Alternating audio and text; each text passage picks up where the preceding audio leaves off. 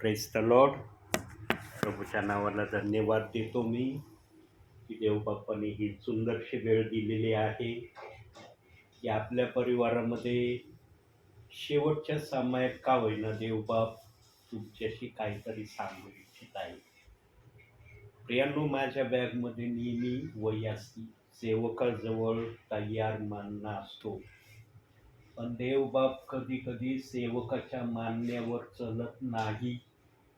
म्हणून मी नेहमी सांगतो, देवबाप स्वतःच्या मनाचा मालक आहे, त्याला जबरदस्ती चालत नाही. सेवकाला कधी कधी वाटतं, हो मी संदेश तयार केला, देवबाप याच्यातून बोलणच. देवाला नसलं बोलायचं तर देवबाप आपल्या मनाने सर्व काही करणारा देवबाप आहे. त्याला सक्ती जबरदस्ती मुळीच चालत नाही आणि ती तो चालूही देणार नाही. म्हणून देवाचा आत्मा जसा पण सेवकाला लीड करील, जसं पण चालवण्याची इच्छा देवाचा आत्मा सेवकाबद्दल ठेवील, त्याप्रमाणे सेवकाने चालण्याचा प्रयत्न केला पाहिजे. प्रियांनो, देवबाप आपल्या वचनातून आज आपल्याशी जे बोलणार आहे ते अति महत्त्वाचं बोलणार आहे. काय बोलेल वचन आल्यावर आपल्याला समजणार आहे. म्हणून आपण काढूया मत्ती शुभवर्तमान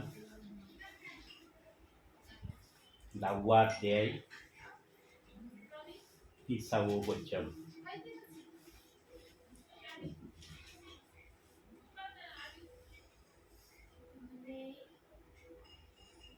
तुमच्या डोक्यावरले सर्व केस देखील मोडलेले आहे. बस, तुमच्या डोक्यावरचे सर्व केस मोजलेले आहेत.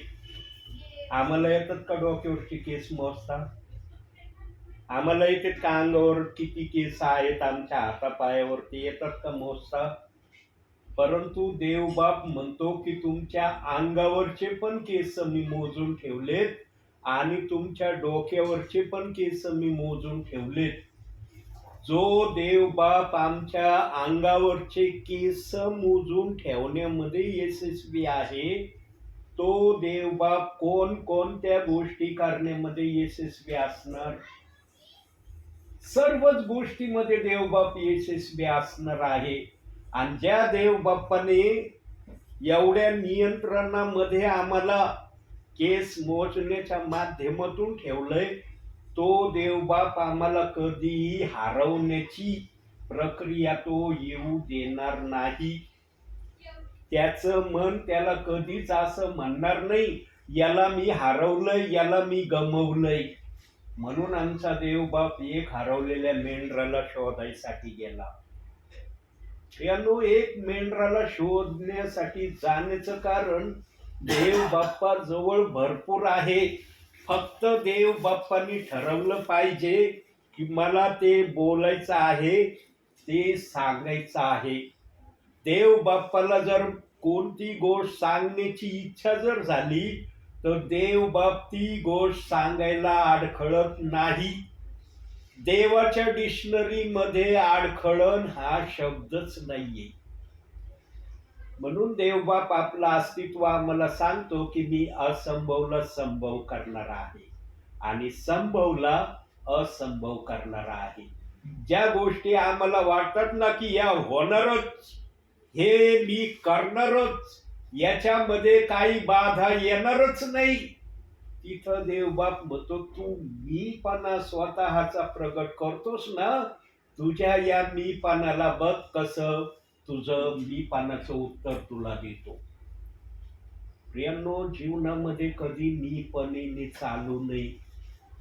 आत्मिक जीवनात पण मीपणीने चालू नये आणि शारीरिक जीवनामध्ये पण मीपणाने चालू नये. मीपणा हा देवबाप्पाला मान्य होत नाही. हा, काही ठिकाणी आम्हाला मी शब्द वापरणं पण आवश्यक पडतं, कारण तो शब्द वापरल्याशिवाय काही गोष्टी पूर्ण होत नाहीत हे देवबाप्पाला कळतं. पण नेहमी विश्वासणाऱ्यांनी सेवकांनी हे लक्षात ठेवावं की मीपणा जिथं म्हणण्याची गरज पडेल ना, जिथं देवाचा आत्मा म्हणून मी म्हणणं तुला गरजेचं आहे, तिथं मी जरूर म्हणा तुम्ही, पण मीच सर्व काही करू शकतो, मीच असा आहे, मीच तसा आहे, माझ्यामध्येच हे आहे, माझ्यामध्येच वगैरे वगैरे सर्व काही आहे, ही प्रौढी मिरवणं देव बाप्पाला मान्य नाही. म्हणून प्रभू म्हणला, जो प्रभू समोर नम्र राहतो त्याला प्रभू उंच करतो. प्रियांनो, आम्ही नेहमी देवाच्या नजरेमध्ये नम्र आहोत, नम्रतेने चालत आहोत. या गोष्टीला बोलून नाही तर आम्ही कृतीने करून दाखवणारे असलं पाहिजे. आणि जो कृतीने करून दाखवण्याची इच्छा ठेवतो ना प्रियांनो, त्याच्याकडूनच देवबाप आपली पवित्र सेवा आत्म्याने आणि खरेपणाने करून घेण्याची इच्छा ठेवतो. म्हणून प्रियांनो, जीवनामध्ये आम्ही स्वतःला नेहमी प्रभू समोर दीन लीन नम्र ठेवणं, यामध्येच आमचं सर्वस्वी कल्याण आहे. आणि जर आम्ही या गोष्टीला आमच्या जीवनामध्ये सतत आणि सतत उतरवण्याच्या तयारीमध्ये स्वतःला ठेवलं तर आम्हाला ख्रिस्ती जीवनामध्ये चालणं अवघड नाही. प्रियांनो, जो देवबाप आमच्या डोक्यावरची केस मोजू शकतो ना, ज्या देवाला आमच्या डोक्यावरची केस मोजता येतात ना, तो देवबाप आम्हाला सुरक्षित ठेवायला पण समर्थ आहे. फक्त आम्ही समर्थ देवाच्या हातामध्ये स्वतःला समर्पित पूर्णपणे केलंय का?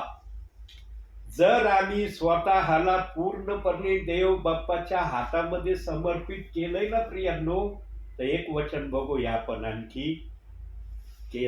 केसाविषयी जर देवबाप बोलले तर आणखी एक वचन आपण काढूया. लोककृत शुभवर्तमान 21वा अध्याय 18वं वचन.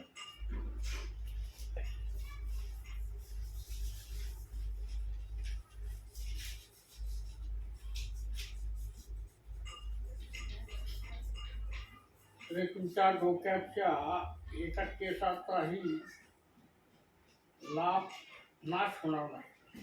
तुमच्या डोक्यावरच्या एकाही केसाचा नाश होणार नाही. ज्या देवाला आमचे डोक्यावरचे केस मोजता येतात, त्या देवाला आमच्या डोक्यावरच्या एका केसालाही नाश होऊ न देता त्याला सुरक्षित ठेवण्याचीही आमच्या देव बाप्पाजवळ कुवत आणि सामर्थ्य आहे. प्रियांनो, सर्वशक्तिमान सार्वभौम हे जे नाव आमच्या देव बाप्पाला आहे ना, हे केवळ बोलण्यासाठी नाव नाहीये. आमच्या देव बाप्पामध्ये तशी कुवत आहे, तसं सामर्थ्य आहे, तशा गोष्टी करण्याची देवबाप नेहमी इच्छा आपल्या मनामध्ये ठेवून आपल्या विश्वासणाऱ्यांबरोबर चालतो, याचं ते प्रमाण आहे. प्रियांनो, आमचं या समयामध्ये सर्वात महत्वाच्या गोष्टीकडे आम्ही लक्ष दिलं पाहिजे. आणि जर या समयामध्ये आम्ही त्या सर्वात महत्वाच्या गोष्टीकडे लक्ष दिलं नाही ना प्रियांनो, गेलेली वेळ परत कधी येत नाही. गेलेला समय निघून गेला, तो जर आपण म्हणलं ना परत येतो समय, तो समय कदापि येऊ शकत नाही. म्हणून समय ओळखून आम्ही सर्व काही करण्याचा नेहमी प्रयत्न केला पाहिजे. आता समय ओळखून करा म्हणजे आम्हाला समय ओळखून नेहमी समय ओळखून काय करण्याची गरज आहे हे जरा आपण वचनातून बघूया. तोंडी बोलण्यापेक्षा वचनाचा आत्मा काय म्हणतो, समय ओळखून तुम्ही काय करा. रोमकरसपत्र 13वा अध्याय 11वं वचन.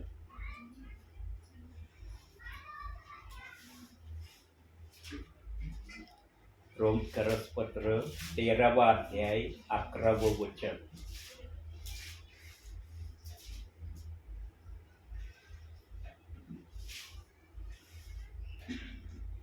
समय ओळखून हे करा, कारण तुम्ही आता झोपेतून उठावे अशी वेळ आली आहे. आता कारण आपण विश्वास ठेवला तेव्हापेक्षा कारण आता आपल्या जवळ आले आहे.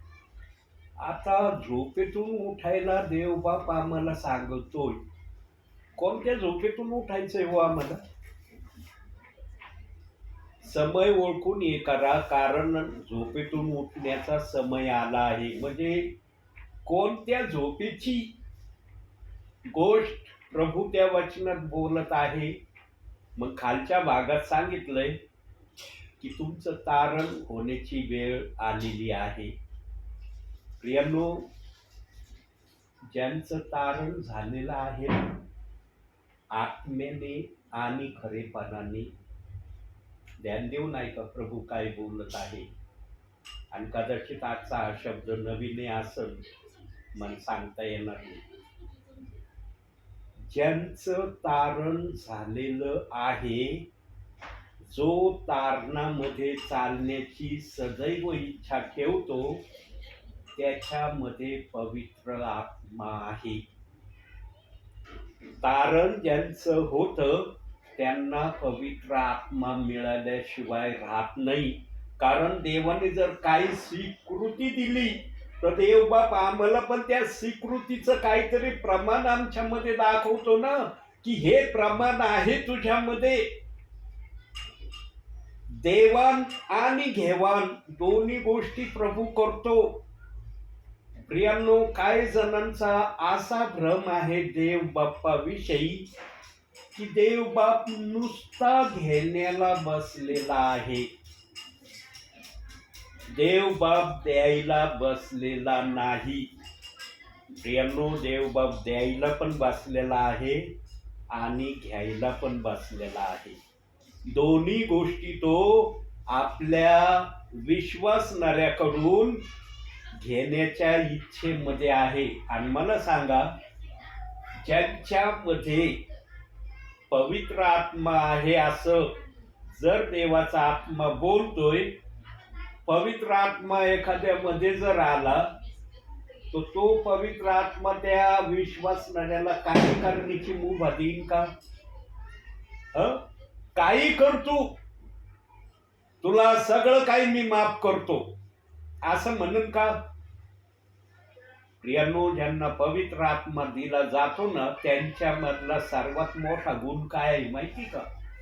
सर्वात मोठा गुण, ज्यांच्यामध्ये पवित्र आत्मा आहे, ज्यांना खात्री वाटती माझ्यामध्ये पवित्र आत्मा आहे आणि मी खरोखर आत्म्याच्या प्रेरणेने ख्रिस्ती जीवनामध्ये जगत आहे, अशांना जर स्वतःबद्दल खात्री वाटत असेल ना, त्यांच्यामध्ये सर्वात मोठी गोष्ट काय देव बाप्पाने ठेवली माहितीये?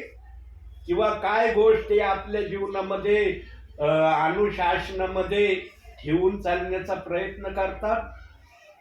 ते कधीही बायबलच्या कोणत्याही शब्दाला, कोणत्याही वचनाला कधी दोष लावित नाही. दोष लावण्याची प्रक्रिया ते आपल्या मनामध्ये योजितच नाही. तर दोष लावण्याची बात तर लांबची आहे. ज्यांना पवित्र आत्मा असतो ना, त्यांना पवित्र आत्मा प्रथम सांगतो, हे वचन तू लिहिलंय का? या वचनाला लिहिणारा तू आहे का? मग आम्ही म्हणतो, नाही प्रभू, आम्ही नाही लिहिलं हे वचन. जर तू वचन लिहिणारा नाही तर तुला वचनाला दोष लावण्याचा अधिकार कुठून आहे? प्रियांनो, आज विश्वासणाऱ्यांना समजून नाही राहिलं आम्ही काय करत आहोत, कोणत्या वाटेने चाललो. ते म्हणतात ना, दिशाभूल झाल्यासारखं काही जण आज प्रभूच्या नावाने चाललेत. बोलून तर दाखवित नाहीत, पण कृतीने त्यांचं तसं वागणं प्रभूला दिसत आहे. कुणाला दिसू अगर नाही दिसू, प्रियांनो, देवाजवळ दुधाचं दूधच आहे, पाण्याचं पाणीच आहे. देवाजवळ भेसळ नाही बरं का. भेसळ देवाजवळ नाही. म्हणून आमचा देवबाप कोणाला सक्ती करत नाही. तुला माझ्याकडे यावंच लागन, ही आमचा देवबाप कधी कोणाला मागणी करत नाही. तुझी इच्छा असेल ये माझ्याकडं, तुझी इच्छा असेल माझ्या आज्ञा पाळ, तुझी इच्छा असेल माझ्या मनात जे काय आहे त्याप्रमाणे करण्यासाठी तू स्वतःला तयार ठेव. म्हणून याकोबाच्या पत्रात सांगितलंय की प्रभूची इच्छा असेल तर आम्ही अमुक अमुक असे करू. तिथं नाही म्हणलं आम्ही आमच्या सामर्थ्याने करू. प्रभूची इच्छा असेल तर आम्ही अमुक अमुक असे करू असे तुम्ही म्हणा. आज किती जण प्रभूच्या त्या वचनाप्रमाणे भावी ख्रिस्ताच्या जीवनामध्ये चालत असताना करतात. आज तर बहुसंख्य जण आपण असं करू किंवा मी असं करण हे शब्द जास्त करून आपण वापरतो. पण कधी म्हणतो का प्रभूची इच्छा असेल तर आपण अमुक अमुक असं करू. प्रियांनो, इतक्या बारीक सारीक गोष्टी पवित्र आत्म्याजवळ आहेत ना आमच्यासाठी. पण देवबाप न आठवणाऱ्या समुद्रामध्ये आमच्या सगळ्या गोष्टी वारंवार का टाकून देतो माहिती का? का टाकून देतो माहितीये? उत्तर बायबल मधून बघू याचं. देवबाप आमच्या बारीक सारीक गोष्टी न आठवणाऱ्या समुद्रामध्ये टाकण्याचीच इच्छा का ठेवतो त्याचं उत्तर बायबल मधून. योहानकृत शुभवर्तमान 14वा अध्याय 18वं वचन.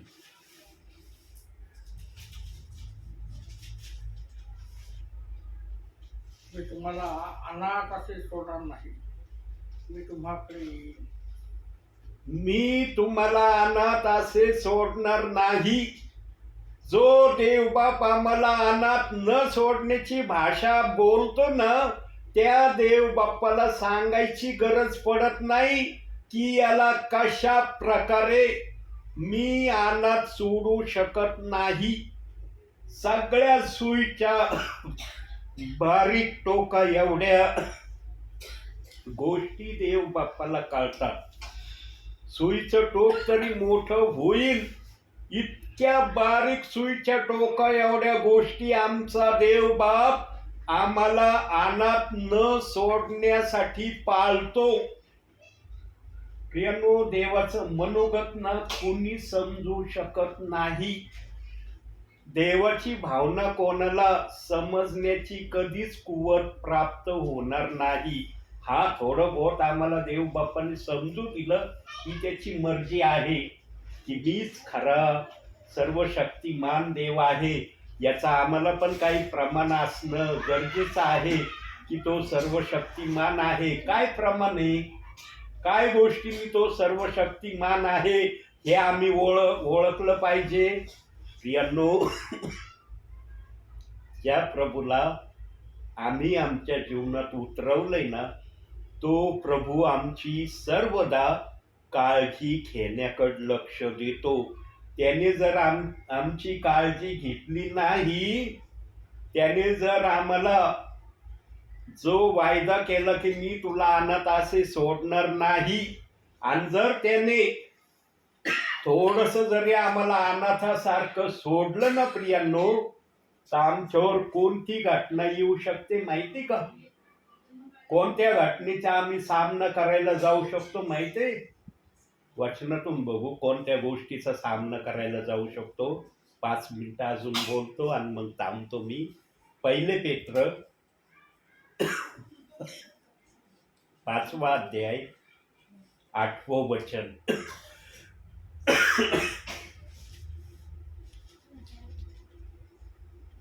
त्यावर असा जागे राहा, तुमचा शत्रू शैतान हा गजनाच्या शेळासारखा कुणाला गिळावे हे तुम्ही. तो शोधित फिरतो हे आमच्या देवबाप्पाला सांगायची गरज नाही. आमच्या देवबाप्पाला चांगल्या रीतीने माहित आहे सैतान गरजणाऱ्या सिंहासारखा कोणाला गिळावे हे पृथ्वीभर शोधत फिरत आहे. म्हणून आमच्या देवबाप्पाने वायदा केलाय आमच्या बरोबर की मी तुला पृथ्वीवर अनाथ असे सोडणार नाही. पण आमच्या प्रभूने हे पण आम्हाला सांगितलंय त्याच्याबरोबर की माझ्या नावात राहिल्यामुळं तुझ्यावर क्लेश आल्याशिवाय राहणार नाही, पण क्लेशामध्ये तू जास्तीत जास्त स्थिर राहण्याचा प्रयत्न कर, कारण मी जगाला जिंकला आहे. ते क्लेश तुझा शेवट होणार नाहीत. त्या क्लेशातून मी तुला बाहेर कोणत्या ना कोणत्या परिस्थितीमध्ये काढल्याशिवाय राहणार नाही. म्हणून पहिले करंथीकराचं पत्र 10 अध्याय 13व्या वचनात सांगितलंय की तुमच्यावर अशी परीक्षा आली नाही की तुम्ही ती परीक्षा सहन करू शकत नाही, तर परीक्षेबरोबर तुम्हाला त्याच्यातून कसं बाहेर काढायचं याचा उपाय प्रभूला माहीत आहे. परीक्षा जर आमच्यावर आली ना प्रियांनो, तर त्या परीक्षेतून आम्ही कसं बाहेर निघतो ना, हे आमची बुद्धी आम्हाला कधी सांगू शकत नाही. आमच्या बुद्धीला कधी आकलन होऊ शकत नाही की परीक्षेतून आम्ही कसं बाहेर निघावं. परंतु देव बाप्पाच्या आत्म्याला माहीत आहे आम्हाला परीक्षेतून कसं बाहेर काढायचं. म्हणून देव बाप्पाने आमच्यासाठी परीक्षेतून बाहेर काढण्याचा उपाय पहिले करंथीकराचं पत्र 10 अध्याय 13व्या वचनात ठेवलंय. इतके आम्ही देवाच्या हातामध्ये सुरक्षित आहेत ना प्रियांनो, इतके सुरक्षित आहेत ना की आम्ही ते शब्दाने पण सांगू शकत नाही. पण हे आम्हाला कधी कधी का जाणवत नाही माहिती का प्रियांनो, आम्ही देव बाप्पाचं ऐकत नाही ना, म्हणून आम्हाला हे कधी कधी समजत नाही. प्रियांनो, देवाने आम्हाला जर आपल्या जवळ घेतलंय ना, तर आम्हाला पूर्णपणे सुरक्षित ठेवण्यासाठी घेतलंय. म्हणून त्याने काही वचनातून आज आपल्याशी बोललाय की मी तुला अनाथ असे सोडणार नाही, मी तुझ्या डोक्याच्या एका केसाचा नाश होऊ देणार नाही.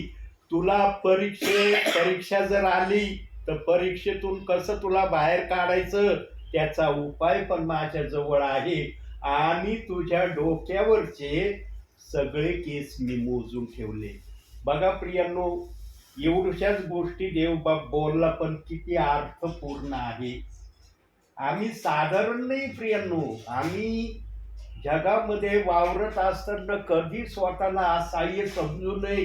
फक्त आमचा शत्रू सैतान जो आहे ना, याच्यापासून आम्हाला आमच्या प्रभू शिवाय कोणी सुरक्षित ठेवू शकत नाही. जर कोणी म्हणत नाही माझ्या बळाने सैतानाविरुद्ध सुरक्षित राहील, समजून घ्यायचा तो व्यक्ती निश्चित पाडणार आहे आणि सैतान त्याला सोडणार नाही. कारण सैतानामध्ये मीपणाचा सर्वात मोठा गुण आहे. त्याच्या मीपणाची हद्द कोटपर्यंत आहे ना, ही देव बाप्पाशिवाय कोणाला सांगणं संभव नाही. म्हणून देवबाप मीपणा म्हणणाऱ्यांना, गर्वाने बोलणाऱ्यांना नापसंत करतो. पण देवबाप अशा बोलणाऱ्यांना सुधारण्याची संधी पण देतो. याचा अर्थ असा होत नाही मीपणा म्हणणारा आणि गर्वाने हे करणारा प्रभूंनी टाकून दिलाय. प्रियांनो, सैतानाची जी हद्द आहे ना, त्या हद्दीपर्यंत देव बाप्पाने आम्हाला एदेन बागेत घडवलेलंच नाही. आम्हाला जे देव बाप्पाने एदेन बागेत मातीने घडवलंय ना, ते त्याच्या नियंत्रणात आम्ही कसे राहू शकतो ना, या पूर्ण विचाराने देव बाप्पाने आम्हाला एदेन बागेत मातीच्या पुतळ्यामध्ये तयार केलंय. सैतानाचा अंश गुण आमच्यामध्ये ठेवलेला नाही, पण आम्ही मोहापायी किंवा अन्य गोष्टी पायी जे बायबल आम्हाला शिकवतो त्याच्या नादी जर आम्ही लागलो तर मग आम्ही प्रभूपासून दुरावले जाऊ शकतो. म्हणून देवबाप म्हणतो की तुम्ही माझ्या अनुशासनात राहा, माझ्या वचनात राहा, प्रार्थनेत राहा आणि आज्ञा पालनात राहा. किती जण प्रियांनो असं करण्याची प्रक्रिया आज करत आहे. किती जणांना वाटतं हे करणं मला योग्य आहे, हे मी केलंच पाहिजे. प्रियांनो, आज काही ख्रिस्ती विश्वासणारे स्वतःच्या मनाने वाटेल त्याप्रमाणे प्रभूच्या नावाने चालत आहे. म्हणून देवबाप म्हणतो की हा समय तुमचा चालला आहे. माझा समय जेव्हा येईल तेव्हा मी माझ्या समयात ज्याने जसं वर्तन केलं माझ्या नावात राहून त्या प्रत्येकाचा मी हिशोब घेणार आहे. प्रियांनो, आम्ही नेहमी हिशोब न घेणाऱ्या लिस्टमध्ये स्वतःला ठेवण्याचा प्रयत्न केला पाहिजे. आणि हिशोब न घेण्याच्या लिस्टमध्ये जर आम्हाला जायचं असेल, जर आम्हाला वाटत असेल की मला याच लिस्टमध्ये राहायचंय, तर आम्हाला एक छोटंसं देवबाप्पाचं काम करणं गरजेचं आहे. ते केवळ बोलण्याने नाही, कृतीने करून दाखवायचं देवबाप्पाला. आणि ते पण देवबाप्पाचं दुसरं आगमन होईपर्यंत ते करून दाखवायचं. काय काम करायचं? बायबलच्या कोणत्याही वचनाला, शब्दाला कधीच दोष लावण्याची प्रक्रिया स्वतःमध्ये ठेवायची नाही. आणि जर असली तर प्रभूकडं क्षमा मागून, कबूल करून, पश्चाताप करून त्या गोष्टीला सोडून देण्याची तयारी करायची. प्रियांनो, पश्चाताप करणं देव बाप्पाला खूप आवडतं. म्हणून पेंटिकॉस्टच्या दिवशी पेत्र म्हणला, पश्चाताप करा, तुमच्या पापाची क्षमा व्हावी म्हणून तुम्ही प्रत्येक जण प्रभू येशू ख्रिस्ताच्या नामाने बाप्तिस्मा घ्या. या शब्दामुळं त्या वचनाचा प्रामुख्याने विरोध चाललेला आहे. विश्वासणाऱ्यांना, सेवकांना वाटतं आम्ही जर पिता पुत्र पवित्र आत्मेच्या नावाने बाप्तिस्मा घेतलाय तर प्रभू येशू ख्रिस्ताच्या नावाने बाप्तिस्मा घ्यायची गरज काय? बायबल सांगतं एक बाप्तिस्मा घ्या, 2 घेऊ नका. त्यामुळं तर आणखी ते घोटाळ्यात आणि पेचच सापडले. पण एक बाप्तिस्मा कसा घ्यायचा आहे हे मी 2-3 संदेशामध्ये देवाच्या आत्मेच्या प्रेरणेने माझ्या संदेशात सांगितलंय. प्रियांनो, देवबाप्पाने एक बाप्तिस्मा हे देखील फोडून सांगितलेलं आहे की कसा एक बाप्तिस्मा घेणं विश्वासणाऱ्यांना गरजेचं आहे. पण विश्वासणारे लक्ष देत नाही, ऐकतात परंतु करण्याची वेळ आली ना नाही जमणार, हे नाही करू शकत आम्ही हे. प्रियांनो, इथंच आम्हाला देवाचं जे हिताचं आहे त्याला आम्ही किंतु परंतु केला नाही पाहिजे. कारण देवबाप जर त्याला किंतु परंतु म्हणत नाही तर आम्ही कशाला त्याला किंतु परंतु करून आपल्या हृदयात, आपल्या मनावर ते ओझं घेऊन चालायचं? देवबाप्पाने कधी ओझं घेऊन चालायला सांगितलेलं नाही. पण विश्वासणारा सेवक जबरदस्तीने काही ओझे आपल्यामध्ये घेऊन चाललाय आणि ते ओझे सोडायला पण तयार नाही आणि ते ओझे काढून टाकायला पण तयार नाही. प्रियांनो, इथंच नीटनेटकं होण्याची शेवटची संधी आहे. म्हणून देवाची इच्छा पूर्ण करण्याकडे आपण सदैव लक्ष द्या, हीच देवबाप्पाची आपल्याला आज विनंती आहे. म्हणून आजच्या छोट्याशा संदेशातून देवबाप तुम्हाला आणि मला भरपूर आणि भरपूर आशीर्वाद देऊ. आमेन. प्रार्थना करूया. स्वर्गीय बापा, तुझ्या नावाला धन्यवाद देतो, तुझ्या नावाला उंचावतो. मान, महिमा, गौरव, सन्मान, स्तुती तुला देतो माझ्या बापा. तुझा जय जयकार करतो, तुला उंचावितो, तुला स्तवितो माझ्या बापा. तुला आभार प्रदर्शनाचा, उपकार स्तुतीचा यज्ञ मी अर्पण करतो माझ्या बापा. स्वर्गीच्या देवा, आज आरोडे परिवारामध्ये तू उतरून आलेला आहे आणि आरोडे परिवाराशी तू आज वचनातून बोललेला आहे. स्वर्गीच्या देवा, ज्यांच्यावर तुझी प्रीती आहे, प्रेम आहे, ज्यांना तू खरोखर आपल्या नावामध्ये स्वीकारलेलं आहे, ज्यांना स्वर्गात घेण्याची इच्छा तू ठेवत आहे, त्या परिवाराच्या भेटी तू सेवकांच्या द्वारे घेतल्याशिवाय राहत नाही. स्वर्गीच्या देवा, या परिवाराला मी तुझ्या पवित्र हातात देतो माझ्या बापा. जेवढे आरोडे परिवार आहेत सर्व तुझ्या पवित्र हातात आहेत माझ्या बापा. सर्वांना तू सहाय्य कर, मदत कर, आशीर्वाद दे माझ्या बापा. आणि सर्वांच्या द्वारे तू आणि तू उंचावला गौरवीला जा, अशी मी तुला विनंती करतो. प्रभूची शांती या जागेत राहो. या घरातल्या तेला मिठापिठाला आणि सर्व वस्तूंना तू आशीर्वाद दे माझ्या बापा. या घराच्या सभोवती तुझे दूत यांच्या रक्षणासाठी सदैव तू उभे कर, अशी ही प्रार्थना करतो. आज आपल्या दासाला तुझ्या नावाने या ठिकाणी येऊन वचन सेवा आणि प्रार्थना दोही सेवा करण्याची तू एक संधी दिली, यासाठी धन्यवाद. मान सन्मान गौरव सर्व माझ्या बापा मी तुला देतो.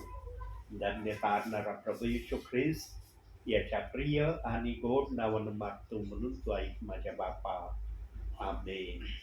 हे आमच्या स्वर्गातील बापा, तुझे नाव पवित्र मानले जाऊ, तुझे राज्य येऊ, जसे स्वर्गात तसे पृथ्वीवरही तुझ्या इच्छेप्रमाणे हो. आमची रोजची भाकर आज आम्हास दे, जसे आम्ही आमच्या ऋण्याला ऋण सोडले आहे, तसेच तू आमचे ऋणे आम्हास सोड, आणि आम्हास परीक्षेत आणू नको, तर आम्हास वाईटापासून सोडी. कारण राज्य, सामर्थ्य आणि गौरव ही सर्व काळ तुझीच आहे. आमेन. प्रभू यीशु रक्त की जय. प्रभू यीशु रक्त की जय. प्रभू यीशु रक्ताचा जय जयकार असो. आमेन.